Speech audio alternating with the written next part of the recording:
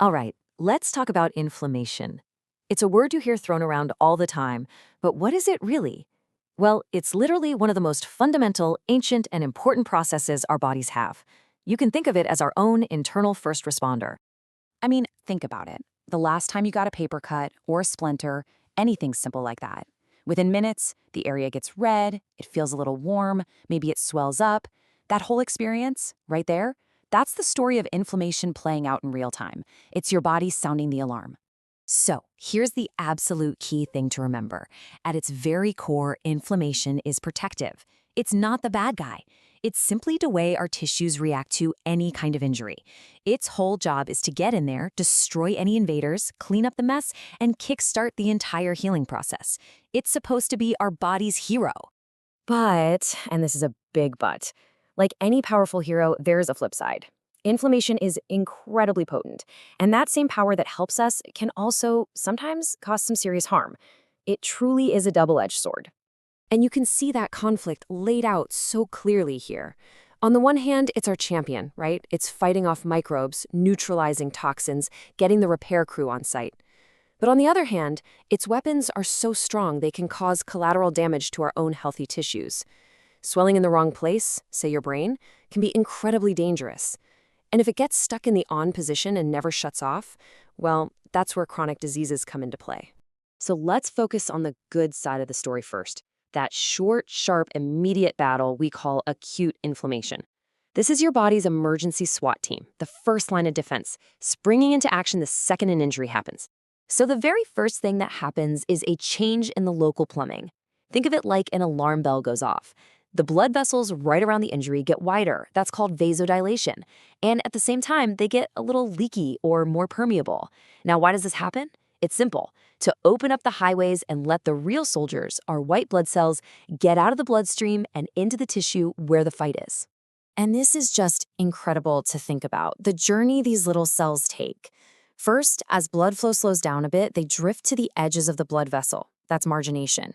Then they literally stick themselves to the vessel wall. That's adhesion. Next up, in this amazing move called emigration, they squeeze themselves through the gaps in the wall. So once they're out, how do they know where to go? They follow a chemical trail, kind of like a breadcrumb trail that leads them right to the problem spot. That's chemotaxis. And finally, they get to work. It's called phagocytosis, which is basically them gobbling up and destroying all the bad guys and cellular debris. So all of that wild microscopic action we just described, well, it produces physical signs that every single one of us knows well. That increased blood flow brings the heat and the redness. All that leaky fluid pouring into the tissues, that's the swelling. The pressure from that swelling, plus some of those chemicals, causes pain. And when you put it all together, you often get a temporary loss of function. These are the 5 classic, telltale signs of acute inflammation. And you know that fluid that's causing all the swelling? It actually has a name, exudate. This stuff is a hallmark of inflammation. It's packed with protein, it's full of those heroic white blood cells, and it's carrying away all the garbage from the battle. Honestly, the easiest way to think about it is just the gunk you might see in a wound. It's a sign that the cleanup crew is on the job. Now, to get really clear on this, it helps to compare exudate to something called transudate. Here's the key difference. Transudate is also fluid that leaks out, but it's thin and doesn't have much protein. It happens because of pressure problems, not because of a full-blown inflammatory battle. So think of it this way. Exudate is the mess from a battle. Transudate is more like a leaky pipe. Okay, so that's what happens when things go right. But what happens when the battle never really ends? When that alarm bell just keeps on ringing and the soldiers never go home? Well, that's when we enter the world of chronic inflammation. This isn't a quick skirmish. This is a long, drawn-out war. So why would the fight get stuck on repeat? Well, there are a few main culprits. Maybe the invader is just too tough to beat, like certain persistent infections. Or maybe there's a constant irritation, like being exposed to a toxin over and over. And then you have autoimmune diseases, where the body tragically gets confused and starts attacking its own healthy tissues day in and day out. This table just lays it all out perfectly. You can see it, right? Acute is a flash flood. It's immediate, it's intense, it's over in days, and your neutrophils are the main soldiers. Chronic, on the other hand, is like a slow creeping vine. It's slow to start, lasts for weeks, months, or even years. And look, the army is different. Now it's lymphocytes and macrophages on the front lines. The outcome isn't a clean victory. It's often ongoing tissue destruction. So, for any given battle, especially an acute one, what are the possible endings? How does this all wrap up? Let's take a look at the aftermath of the fight.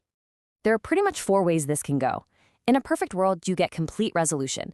Everything goes back to exactly how it was. Mission accomplished. If the damage was really bad, you might get scarring, where tough connective tissue patches things up. Sometimes the body walls off the fight into a pocket of pus, and that's an abscess. And as we've seen, if the initial problem never goes away, the acute fight can just keep smoldering and turn into that long-term chronic problem. So when you pull it all together, what do we see? Inflammation is one of our most ancient essential defense systems. It's a powerful protector that's literally hardwired into our biology. But the big question for all of us living in the world we do today is this: how do we support this incredible process and keep our oldest friend from becoming our most persistent enemy?